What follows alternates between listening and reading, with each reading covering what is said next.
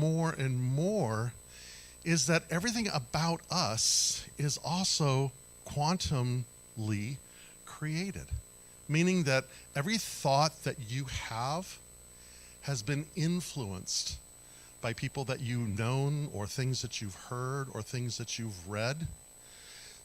Everything about our imagination comes from things that we have embraced or connected to. You know, if I was to ask you to imagine a new color, you couldn't, because it's not within that field of knowingness. So everything is interconnected to everything else. You know, in the Vedic tradition, they talk about Indra's many-jeweled net. And in Indra's many-jeweled net, you know, every cross point of this great, vast net is a jewel. And every jewel reflects every other jewel. So it's kind of like this holographic kind of thing. And, you know, if I am, you are, a center of divine consciousness within this vast whole, each one of us is one of these precious jewels that's reflecting everything else. But we're reflecting everything else from our own experiences, our own memories, dreams, reflections, ideas, imaginations, and how it all gets filtered in. So yes, the world is as I am, as you are, as our consciousness reflects it. So here's the thought. So have you ever had of course you've had a cold. Have you ever been sick, right? And when you're sick, you see and feel the world differently. And that reflects out. And some people, you know, when they're sick, you know, the whole world knows they're sick, and it really affects the energetic field, right? Or if anything else is kind of going on, how it sort of affects the energetic field that you're in, or you walk into a room and you can just kind of feel that. So simultaneously, each one of us is reflecting the world as we know it. And at the result of that, each one of us simultaneously are reflecting it out. So if the world is as I am creating on this morphic field an experience that other people pick up on, as is myself receiving what other people are doing as well. So on that level, our imaginations, our thoughts, our concepts are not innocent. The word that I'm trying to think, there's, you know, they say, you know, that there are victimless crimes.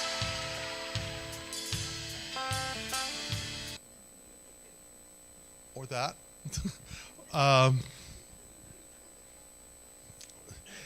Or whatever. So it doesn't matter. So thinking that, I'm thinking of this time of year, you know, because the times, the seasons, the years and cycles of our life.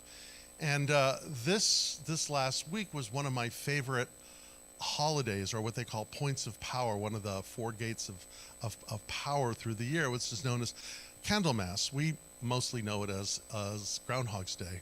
It comes from the traditions of Imbolc. And what it is, it's the midpoint between the winter solstice and the spring equinox. And what we know is that what we're beginning to perceive is there's beginning to be more light than darkness. In the Hellenistic mythology, it is said that this is the time of year that Persephone lights her candle and begins to make her ascent out of the underworld into the world of spring and to light, you know. And it's, what's interesting is that Hades, the house of Hades, where she has resided, as the story goes, for part of the year, you know, one of Pluto or Hades' names is Ethnogenes, which is this inner process, this inner underworld kind of thing that all of us seasonally go through. You know what I mean? You know, those things where it looks like we're something heavy or something hard is going on in our life, and we've got to go really deep inside, and then we begin to make our way out, and it feels like the candle has been lit, that we're sort of rising into this new kind of experience. And so that's kind of what this season is. As we sort of breathe and live a rhythmic life to the earth, we begin to feel this sense of light coming in, this lightness beginning to happen. It's going to be warmer today. It's not as cold as it was.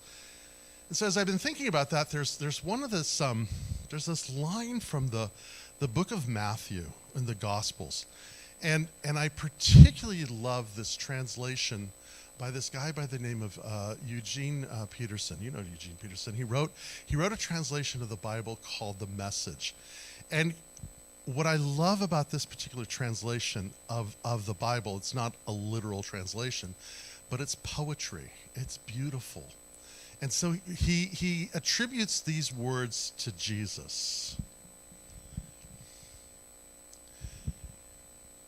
You are here to be light, bringing out the God colors in the world. God is not a secret to be kept.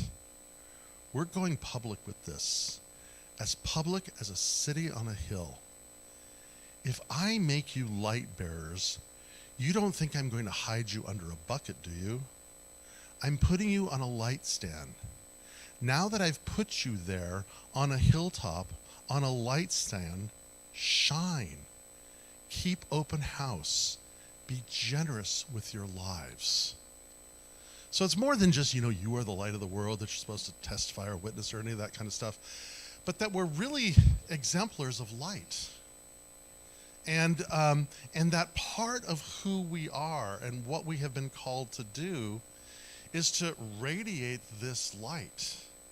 And again, if we are as we see the universe, or the universe is as we see us, if the world is who we are, imagine if who we are is a being of light.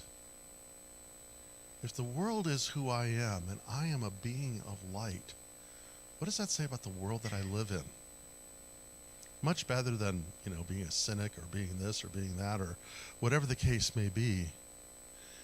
Because I think what happens is we get into trouble because we're losing our recollection of things.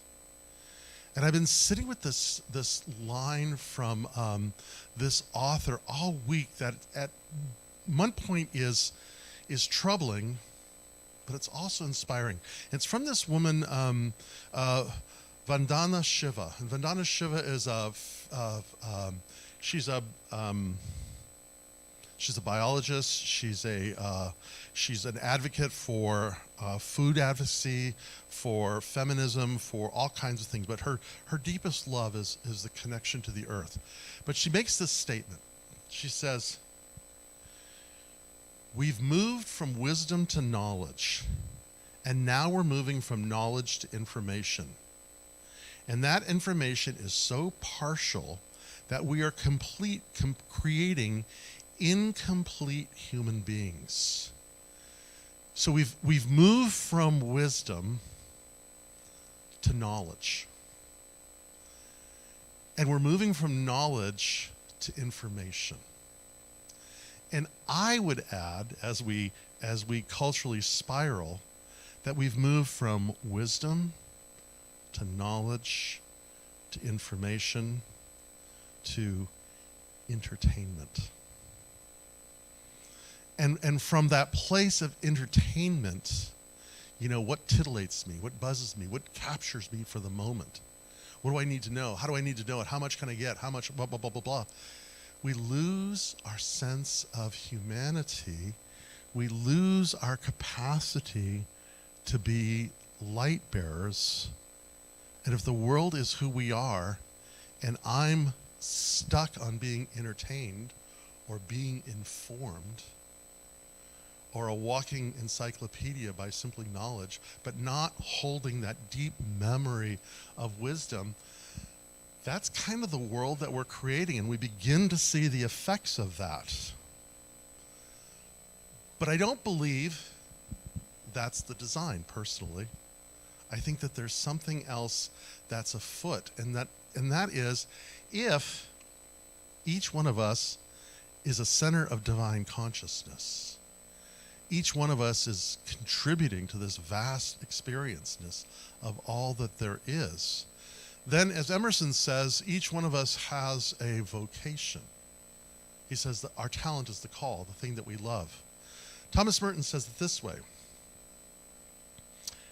every person has a vocation to be someone, but they must understand clearly that in order to fulfill this vocation, they can only be one person, themselves. So each of us has a calling to be someone, that each of us has something important to contribute. But the only way we can access that is to be who we truly are. For whom the bell tolls. So here's the kicker. Who is it that I truly, truly am? Well, let me offer this for your consideration as a beginning. That who you truly are, the most truest thing about you, the thing that everything else is built on, is that you are the beloved of God. That you are the beloved of God. And from there, everything else finds its place. Everything else begins to find its order. But you know, that's a tall order, isn't it? To begin to live with this idea that I am the beloved of the divine. Because, you know, here's the thing, and it's this remarkable thing about being a human being, is, you know, and you've heard it, I've heard it a dozen times, you can't love anybody else until you love yourself. I mean, we've all heard that, right? You know, and there's truth in that. But you can't love yourself until you've been loved. It's kind of how it is. Nothing doesn't come from nothing. If you have not experienced love, it's really hard to love yourself. It's one of the reasons why we create spiritual community. And this is the experiment that I want to kind of play with this month, which is loving myself and whom I'm with, is to move into that. So I had this conversation by text with one of the members of our virtual community. I'm looking at you. You know who I am talking to. Who wrote me, because we were going back and forth, and he says, well, why do we, or what's the theological basis for saying that God is love? Because we always hear that, you know, saying John says God is love. We hear that, it's one of those kind of things that's just like, well, yeah, but is there a reason we say God is love theologically? And there is. And that is if we define love. Thomas Ord says this. He says, and what is love? What is love? Love is purposeful action in relation to God and others that aims to do good. Love advances well-being. It fosters flourishing, abundant life, and blessedness. To put it formally, to love is to act intentionally in response to God and others to promote overall well-being. So the theological premise that God is love is that love is that which promotes well-being by intention. So how is God that? You know, again, going back to Abraham Heschel, it's kind of hard to prove God, but we got witnesses. Look at creation. Creation is designed to flourish. It's designed to promote life. It's designed to expand itself. The very code of every living being is the advancement of life itself. The Greeks call this kenosis, which is the pouring out of this love. So we can say at some metaphysical level that the presence of the divine gives of itself to itself its creation, through itself what its creation, for itself, that all things can live their most dynamic, fullest, complete expression of who they are, authentically. And so when we begin to understand that we are the beloved, then we begin to understand that there is a purpose, a direction, and a presence that is forever furthering our greatest well-being, that is always there surrounding us.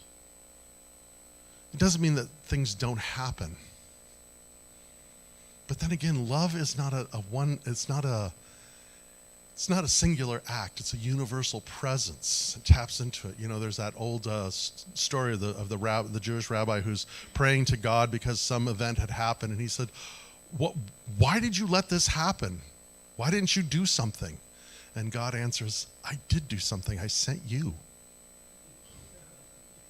So that sense of interconnection to where everything is part of this thing called life, and everything is interconnected to everything else. And it begins with the experience of love. So I can talk all morning about this, but I think it's better to have an experience. And I'm going to offer you part of my morning practice to do this. And it begins this way, and we'll do this in just a moment. It begins by simply breathing and then imagining someone that loves you and you love. So for me, lately, this practice, you've heard me talk about Rollo, the force of nature. And I got to tell you, I mean, I love my partner, Andrea, deeply, powerfully, passionately. I love our dog, Nikolai. I love it. We call him the baby Jesus. Of course, I love him. But Rollo, Rollo's like a force of nature. He just is what he is, and there's something about this guy that fills me with this yearning for goodness and well-being. The same dog, by the way, who ate one of my slippers this week. But the process is to allow ourselves in our imagination to experience love, and then draw that love into our heart so that we're really pulling that love experience into us. And then literally letting it be in our heart and then spread into our body. And then letting it expand out into the room that we're with. So, this month, this is my experiment, and I'm going to work with the practitioners to do this as a practice on the Sundays the Sunday that I'm not here, and I'll remember to do it for the rest of it, which is this, is to do this practice that we're going to call it in, and then we're going to love everybody in this room. I know, we say we're supposed to love the world and love, the people in Washington or Sacramento or at our work or wherever the case may be. And sometimes that's a bit of a challenge. But this room, this group of people. So it's twofold. One, it's an opportunity to give love.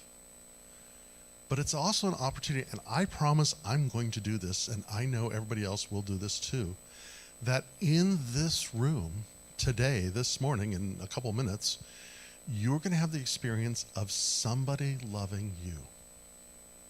That someone's going to love you. I'm going to do that. Somebody else in this room is going to do that. We're all going to do that. And that's going to be our practice. Because if the world is who we are, in the sense that what we're experiencing, and the ancient wisdom is really grounded in this idea that God is love that we may have forgotten. And that who we are at our greatest calling is to be a being of light And we achieve that by experiencing ourselves as being the beloved, being loved, which anchors us into our truest self. Here is a practical way to achieve that. So I'm not going to entertain you. I'm not going to fill you with information. I'm not going to even give you knowledge, but allow us all to tap into that heartfelt wisdom. So practice with me if you can. If it feels comfortable to close your eyes, do so. If not, just be here and breathe. And I want you to think of someone that you love, someone that you desire good for. It could be a person, it could be a pet. And just let that presence enter into your heart. And as it's happening, just notice your body. Just let your shoulders drop from your ears and go back and down. So we begin to lead with the heart and open the heart up. Just breathe into this. Feeling this deep experience of love. And quietly to yourself, say these words. May I be filled with loving kindness. May I be well. May I be peaceful and at ease. May I be happy. Breathe that in. And now this person or this pet that you are holding in your heart right now, say their name quietly to yourself and say, may they be filled with loving kindness. May they be well. May they be peaceful and at ease. May they be happy. And now let that energy expand into this entire room. Fill this room with that love that you have felt in your heart. And perhaps intuitively you are feeling one or two people in this room that could really use a boost today. So just hold them in front of you. But just hold the energy of this room and say, may we be filled with loving kindness. May we be well. May we be peaceful and at ease. And may we be happy. Breathing that in. Just gently let yourself come back into the room.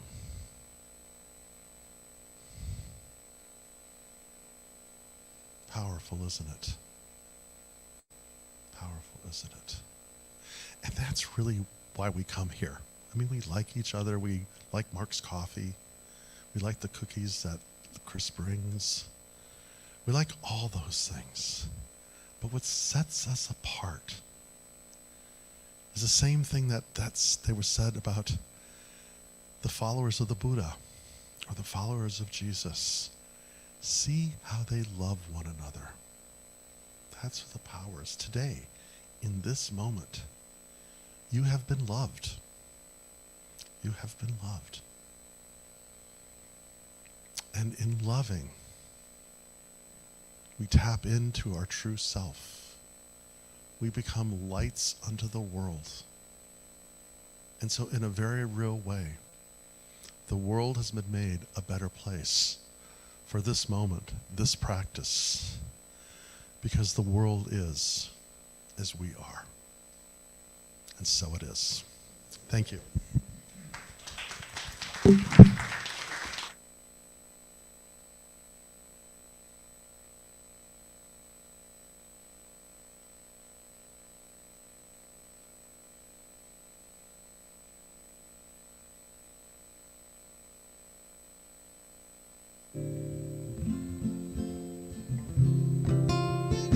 Thanks, Ruth.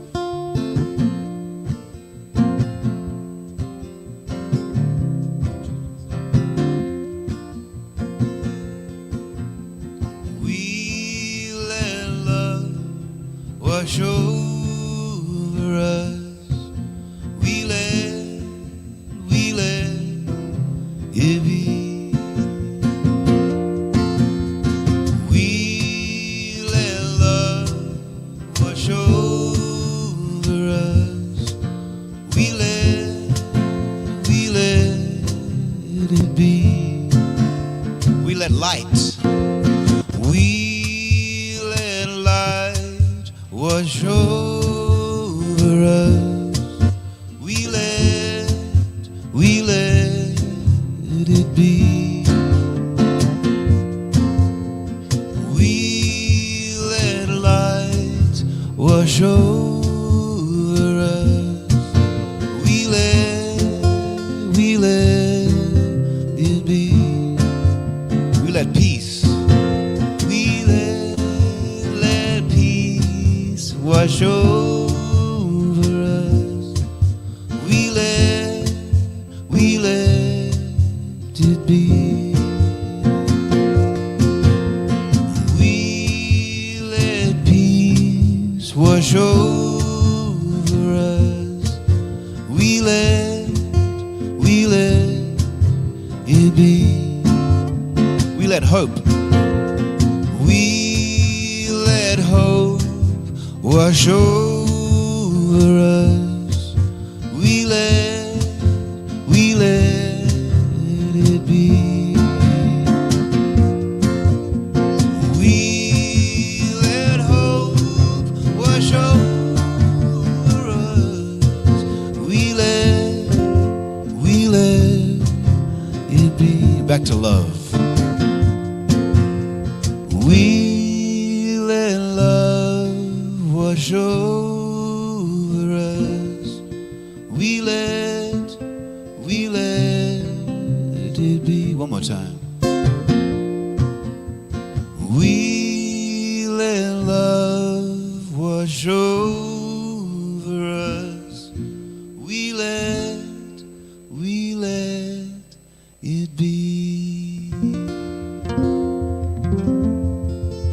You're so beautiful.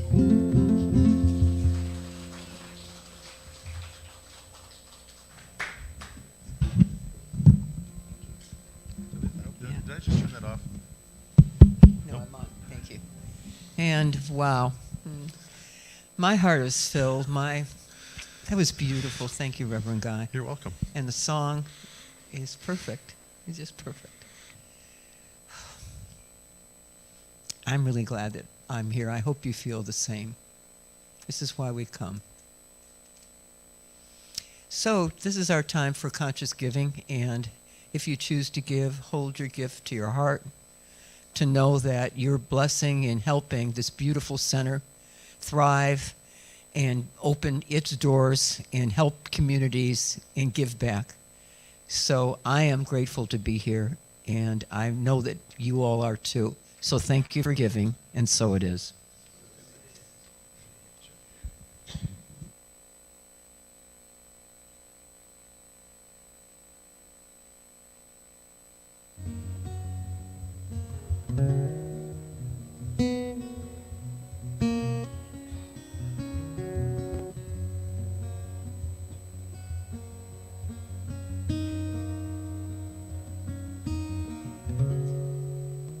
We got all kinds of good stuff going on.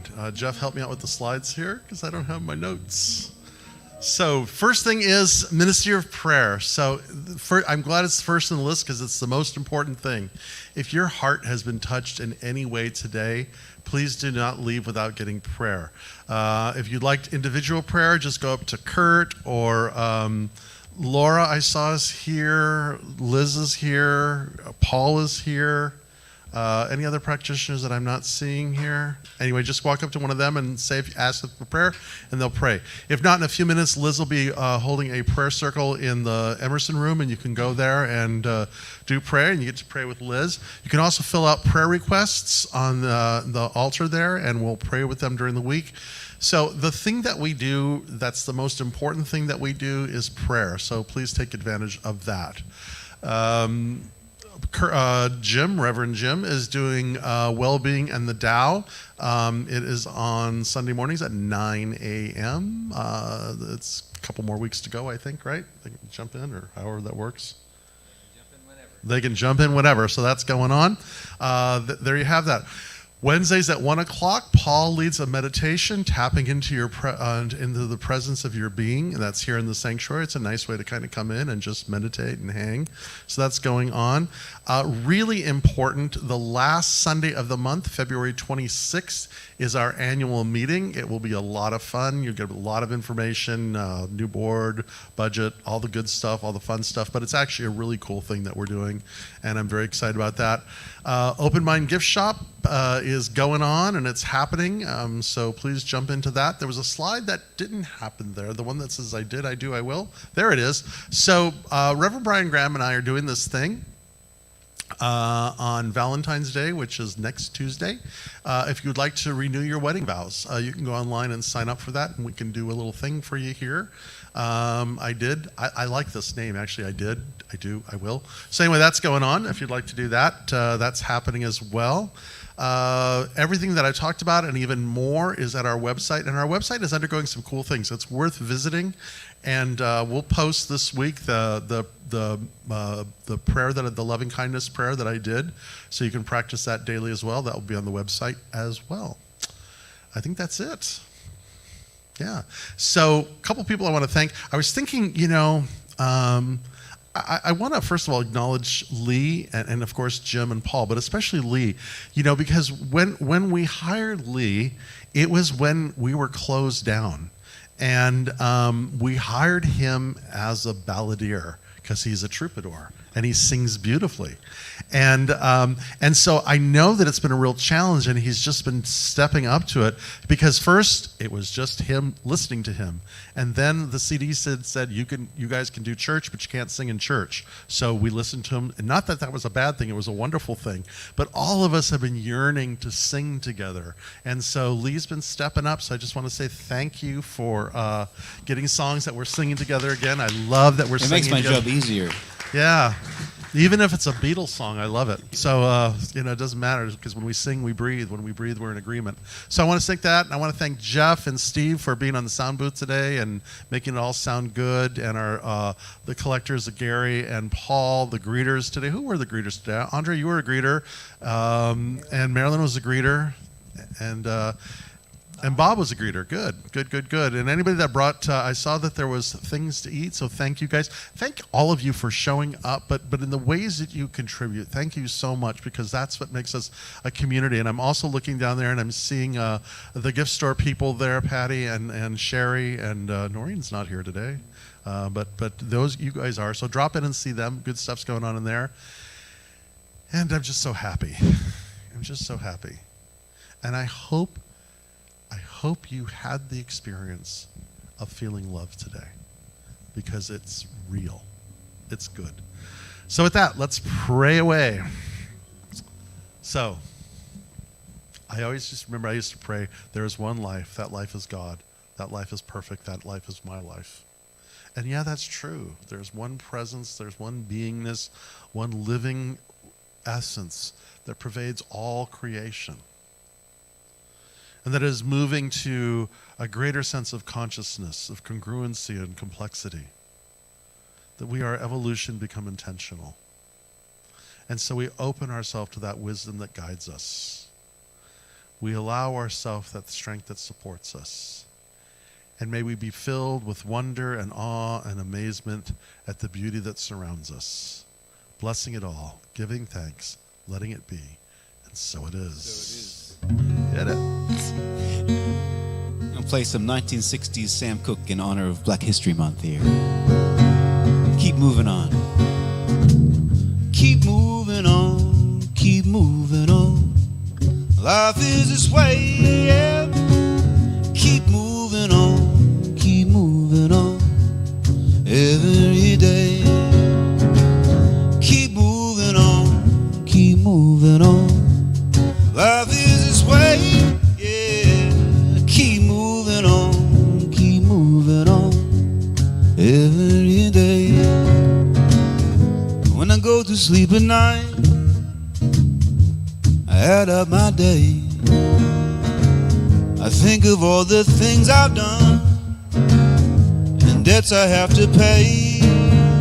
For there is one thing that I know, what you reap is what you sow. So keep moving on, keep moving on.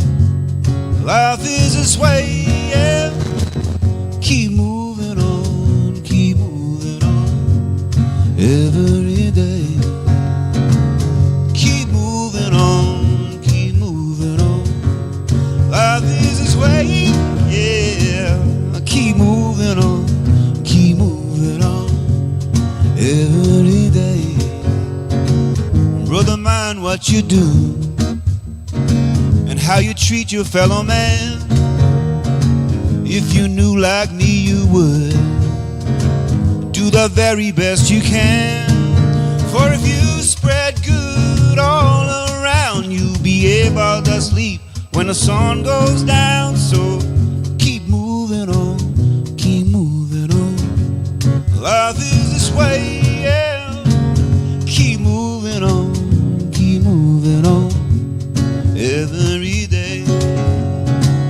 Keep moving on, keep moving on. Life is this way, yeah. Keep moving on, keep moving on. Every day. Happy Sunday. Have a great rest of the week, everybody. See you next week. Much love. Thanks, Jim.